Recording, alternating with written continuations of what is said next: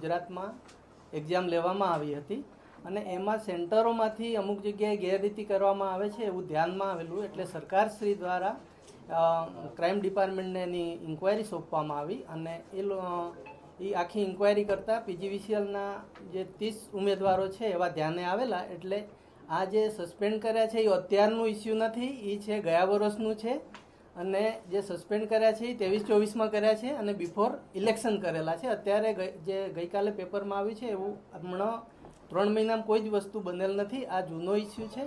એ લોકોને સસ્પેન્ડ કરી અને ખાતાકીય પગલાંની કાર્યવાહી કરવાની ઓલરેડી સૂચના આપણે ફિલ્ડમાં અધિક્ષક ઇન્દોરને આપી દેવામાં આવેલ છે. સાહેબ, જૂનો ઇસ્યુ છે તો અત્યાર સુધી આ વાત છુપાવવામાં શા માટે? છુપાવવામાં નથી આવી, એ વસ્તુ છે સસ્પેન્ડ કરી જ દીધા છે માર્ચ પહેલા. આ તો 23નું ઇસ્યુ છે. 23માં 11 જણા સસ્પેન્ડ કરેલા છે, 24માં કર્યા છે, બિફોર ઇલેક્શન કરેલા છે. અત્યારે કંઈ કરેલા જ નથી. તે વખતે જાહેર નહોતું કરવામાં આવ્યું. જાહેર પૂછવામાં આવે એટલે અમે આપી દે. કાલે પૂછવામાં આવ્યું તો અમે આપી દીધું. આપ અત્યારે પૂછવા આવ્યા છો તો અમે આપીએ જ છીએ. એમાં કઈ હાઈડ કરવાનું દબાવવામાં આવી જ નથી. એ વસ્તુ જે સસ્પેન્ડ કર્યા ક્રાઇમ ડિપાર્ટમેન્ટે પકડેલા છે એને બી એ પ્રેસ આઉટ થયું જ હતું, જે તે સમયે થયેલું છે.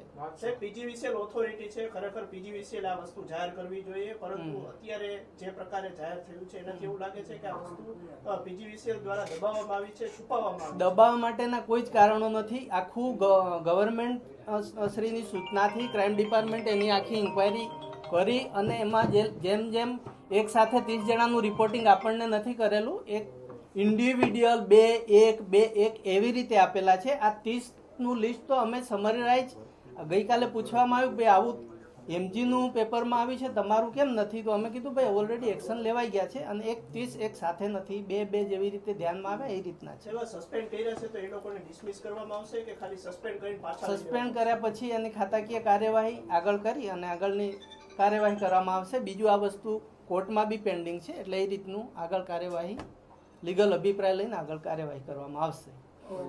હવે કટ મારો બીજું